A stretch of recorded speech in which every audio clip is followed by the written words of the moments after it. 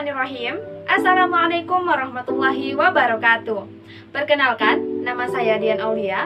Saya mahasiswi Prodi Pendidikan Biologi, Fakultas Keguruan dan Ilmu Pendidikan, Universitas Sulawesi Barat. Pada kesempatan kali ini, saya akan mengajarkan materi yang sedang banyak diperbincangkan di masyarakat dan sedang heboh-hebohnya, yaitu materi virus untuk kelas 10 semester 2. So, selamat menyaksikan.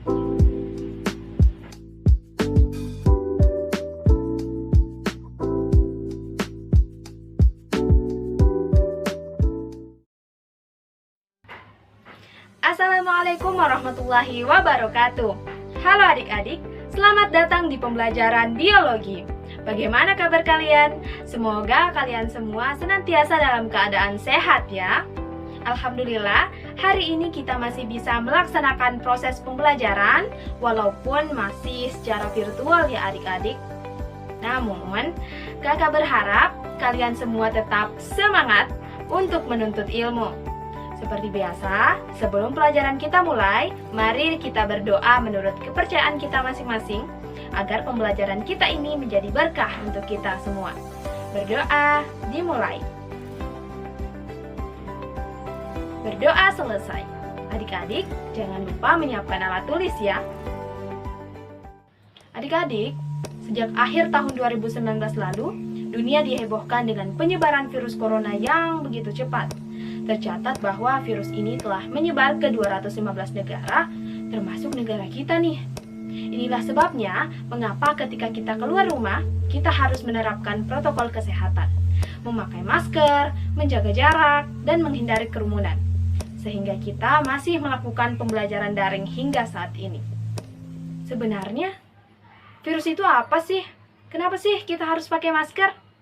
Ayo adik-adik, silahkan jawab pertanyaan tersebut dengan baik dan benar di kolom komentar. Dan kalian akan mendapatkan nilai plus hari ini. Coba adik-adik perhatikan gambar ini. Gambar apakah itu?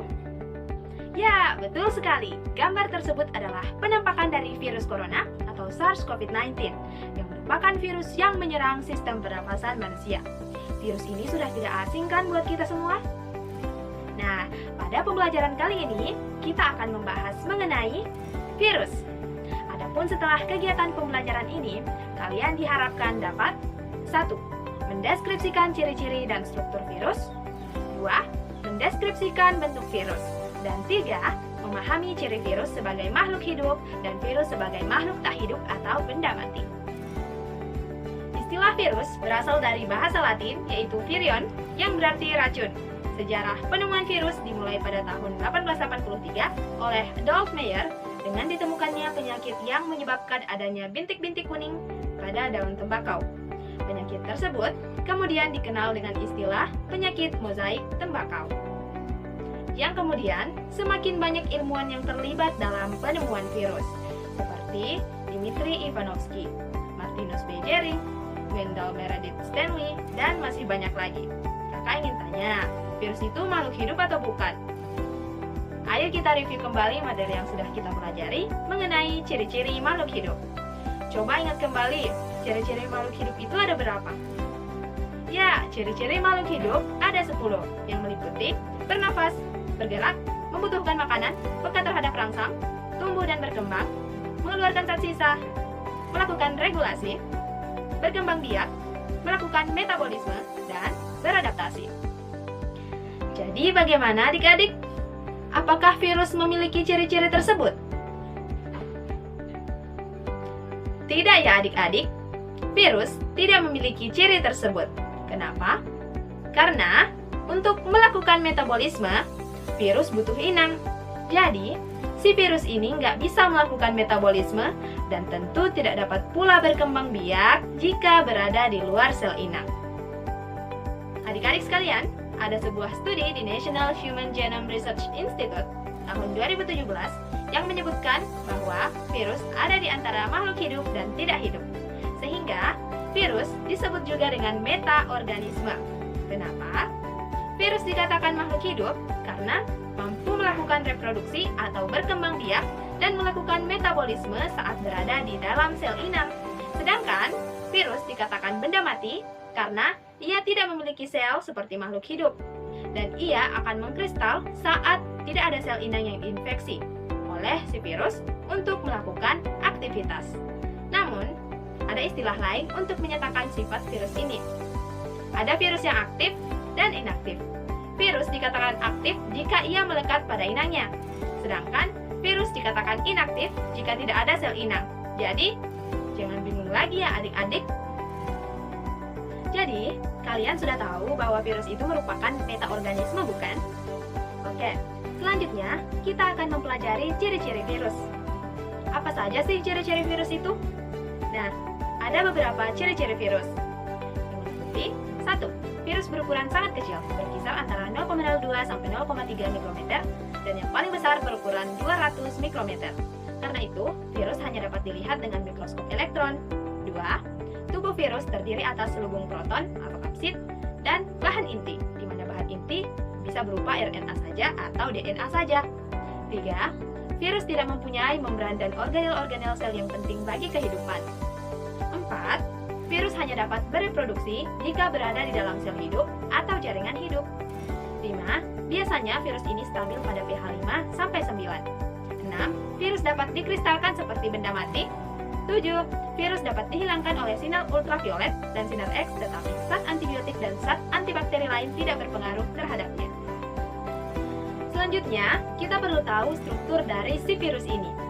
Virus tidak termasuk sel atau aseluler, karena tidak memiliki bagian-bagian sel seperti dinding sel, membran sel, sitoplasma, inti sel, dan organel-organel lainnya. Partikel virus yang lengkap disebut dengan virion. Secara umum, struktur virus diwakili oleh bakteriofag yang berbentuk seperti huruf T. Adapun struktur dari bakteriofag meliputi 1. Kepala. Bagian dalam kepala virus berisi asam nukleat, sedangkan bagian luarnya diselubungi oleh kapsid. Kepala virus bakteriofag berbentuk polihedral dengan jenis asam nukleat DNA. 2. Leher. Leher merupakan bagian yang menghubungkan kepala dan ekor. Leher juga menjadi saluran keluarnya asam nukleat menuju ke ekor. 3. Ekor. Ekor merupakan bagian yang berfungsi untuk menempel pada sel inang. Ekor terdiri atas serabut ekor dan lempeng dasar. Serabut ekor berfungsi untuk melekatkan diri pada sel inang. Sementara itu, lempeng dasar yang berisi jarum penusuk berfungsi untuk menginjeksikan DNA ke dalam sel inang. Adik-adik sekalian, ternyata bentuk virus itu ada bermacam-macam loh, seperti batang, bulat, oval, berbentuk filamen seperti benang, polihedral, dan seperti huruf T. Yang pertama, bentuk batang, misalnya TMV, tobacco mosaic virus. Virus ini menyebabkan penyakit mozaik pada tembakau.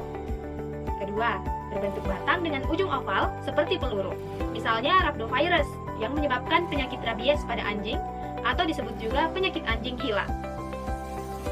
Ketiga, berbentuk bulat, misalnya virus HIV dan orthomyxovirus. Keempat, berbentuk filamen seperti benang, misalnya virus Ebola yang menyebabkan penyakit Ebola yang sempat menghebohkan dunia, khususnya di benua Afrika. Kelima, bentuk polihedral, misalnya adenovirus yang dapat menyebabkan infeksi saluran pernapasan, pencernaan, mata, dan paru-paru pada manusia. Keenam, berbentuk seperti huruf T, misalnya bakteriofag yang menginfeksi bakteri Escherichia coli. Oke, adik-adik sekalian sudah paham kan mengenai materi ini? Adapun kesimpulan yang dapat kita ambil dari pembelajaran ini yaitu virus merupakan metaorganisme, sehingga ada virus yang aktif dan inaktif. Adapun struktur umum virus meliputi kepala, leher, dan ekor. Sementara itu, terdapat berbagai bentuk virus seperti yang dijelaskan tadi, misalnya berbentuk seperti batang, bulat, oval seperti peluru, filamen seperti benang, polihedral, dan seperti huruf T. Nah, adik-adik, itulah struktur tubuh dan bentuk-bentuk virus. Semoga adik-adik dapat memahami materi ini dengan baik, dan semoga video ini dapat bermanfaat bagi kita semua. Terima kasih. Akhirul kalam. Wassalamualaikum warahmatullahi wabarakatuh.